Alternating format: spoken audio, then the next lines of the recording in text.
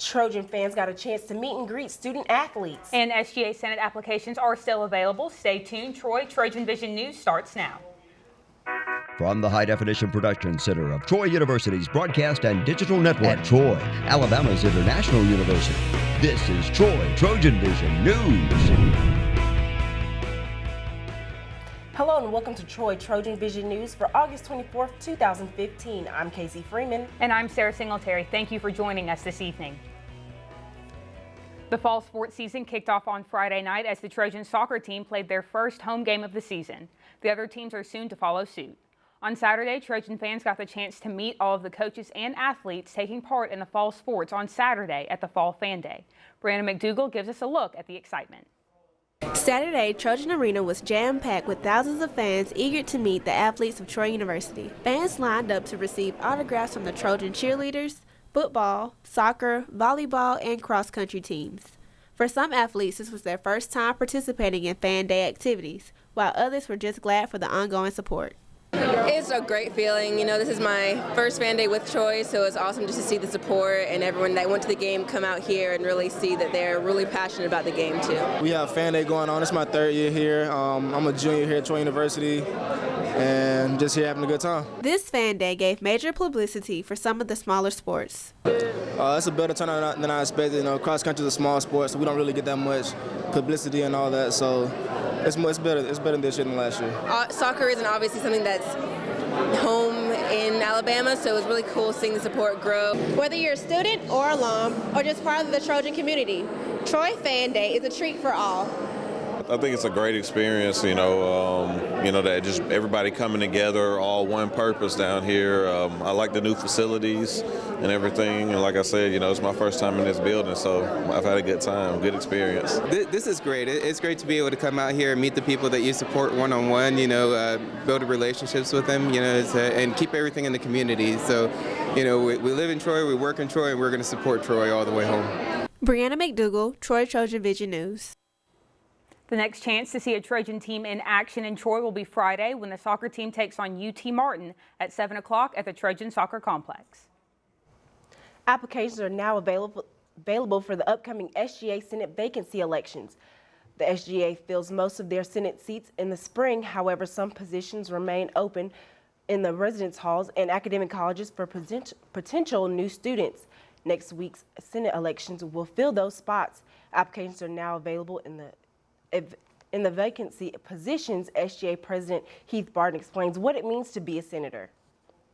Senator is essentially, as I mentioned, is the voice for all of the students. Whether they represent Trojan Village or the New Hall, they represent all those students in that certain area. So if they see an issue with Trojan Village or New Hall or any of the academic areas or anything on campus, they're that voice. They come to the SGA, they inform us of this issue. They can potentially write any type of bill or anything like that to have potentially passed in the SGA. Senate applications are due by this Friday. The applications can be downloaded from the SGA's Trojan Connection site. A link to that site will be found on troy.edu/SGA. The Senate vacancy election will be on September 2nd. The Pike County United Way is looking for area businesses to help out with their first big fundraiser of the year. The United Way will hold an event they are calling A Taste of Pike County at the Pike Pioneer Museum on September 29th. The event will kick off the United Way's year-long fundraising efforts. Right now, the United Way is looking for some vendors to take part in the event. Taste of Pike County is more than just food. It's have a more taste of a little bit of everything of Pike County.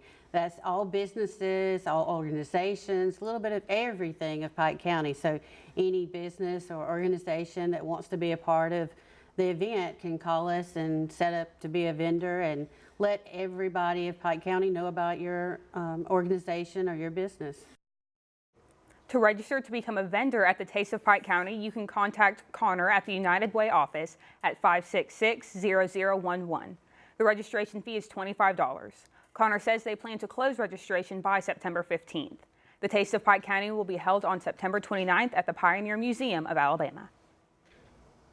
And now taking a look at news from around the state. Birmingham police say a man was accused of walking into a women's room at a local church and sexually abusing a teenage girl. A police spokesman says the assault was reported yesterday morning at the Greater Temple Missionary Church. State troopers say a Baldwin County man is dead after crashing while trying to flee police.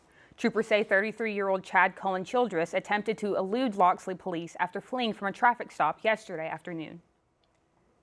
Alabama was once considered a flyover state for potential president hopefuls, but now 6 GOP presidential candidates have been are going vote hunting in Alabama over a 10-day period.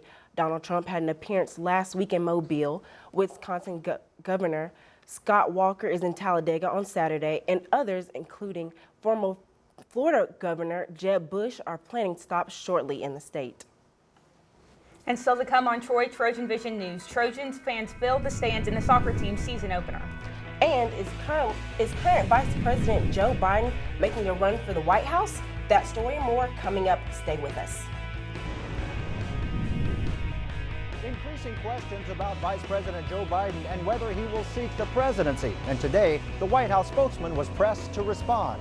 I'm Craig Boswell in Washington. That's coming up.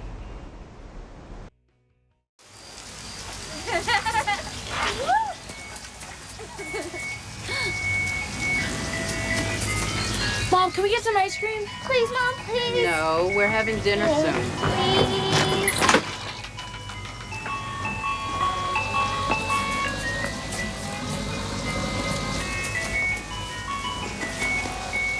You don't have to be perfect to be a perfect parent. There are thousands of children in foster care who will take you just as you are. The warrior spirit, it's in there. Always has been. Now let it out and take the world by fire. Train well and learn what it means to be a Troy Trojan. Walk with confidence, conquer, claim territory, and climb ladders. Know that you have the power to stand alone, but the comfort of knowing that you'll never have to. Discover your inner warrior. Find it at troy.edu/spirit. Now, the latest in Trojan sports on Troy TrojanVision News.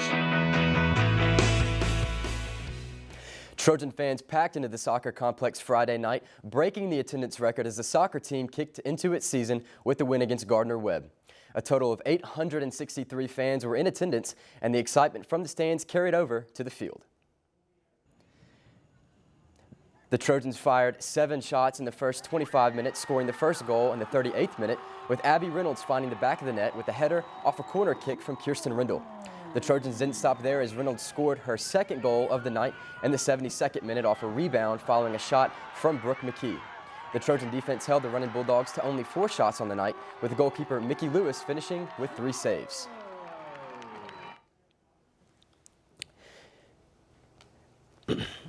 The soccer team followed up its victory Friday night with a tough loss on the road last night against the Alabama Crimson Tide. The team traveled to Tuscaloosa and fell to the Tide by a final score of 1-0, but didn't go down without a fight. The Trojans fired 8 shots on the night, with the first 3 coming in the first half. Alyssa Jones led the way with 2 shots on the night. Elena Hatfield also had a shot on goal, along with a Chelsea Williams breakaway in the 53rd minute that was blocked by a Tide defender. Goalkeeper Mickey Lewis had a busy first half with 3 saves and held the Tide to a shutout until the 77th minute. The team will pack up and head to Montgomery tomorrow to take on Alabama State at 7 p.m. Trojan athletics venues saw a lot of action on Saturday with Fan Day, Football Appreciation Night, and the 3rd and final scrimmage of fall camp, raising excitement for the upcoming football season. With the first snap less than 2 weeks away, the team continued its preparation on Saturday. Khadijah Torbert has the highlights from Saturday's scrimmage. Practice 19 and the final scrimmage for the Troy football team was Saturday in Veterans Memorial Stadium. Coach Neil Brown says the energy was low this scrimmage and players were just not making plays. Overall, probably a little disappointed on both sides. You know, I think this is practice 19. And I think we're a little tired, but I thought our energy level was probably as low as it's been for any of these scrimmages. And I just didn't see a whole lot of guys making plays. So we've got to get better. We've got to make plays when it's time to make plays, and we didn't do a good enough job on either side of that today. The field goal protection team and kickoff return team are 2 areas that need work based off Saturday's scrimmage. Special team-wise, I didn't think our kickoff team, I think it's got a chance to be pretty good. I thought we did some nice things. Our kickoff return team is a long way away, as is our field goal protection wasn't great today. So we got to work on those 2 areas. The wide receiver position is still up for grabs at this point, but Jarvis Bentley made a one-handed catch that impressed Coach Neil Brown. You know, we've got to find some people who consistently make plays. We were really up and down. We've been up and down at that position all during camp. I thought Jarvis showed some really good signs today of making some big plays. But we've got to be more consistent at those positions offensively. You know, just making big plays is what my coaches expect out of me. Moving faster, you know, moving a lot faster tempo, because with tempo, the defense can get lined up, and that's open up big plays. Khadijah Torbert, Troy, TrojanVision Sports. The Trojans kick off their season on September 5th against NC State and Raleigh. The Trojan volleyball team will start their season on Friday on the road at the Chattanooga Classic. The Trojans will play 3 games on the road, starting with Eastern Kentucky Friday night. The Trojans will see their first home action next Tuesday when they welcome the UAB Blazers to Trojan Arena. That home match will be the first of 15 home matches for the Trojans this season, the most ever in Sonny Kirkpatrick's 10 years as head coach of Troy. Kirkpatrick says he's excited to get to play that much in front of the home crowd. Very much so. Playing in Trojan Arena, you really can't ask for a better venue. Our fans are wonderful, and we can't thank them enough. And anytime we can get out and have them support us and play for them, then you know, that's a good day. Once again, the Trojans tip off their season Friday afternoon against Eastern Kentucky in Chattanooga.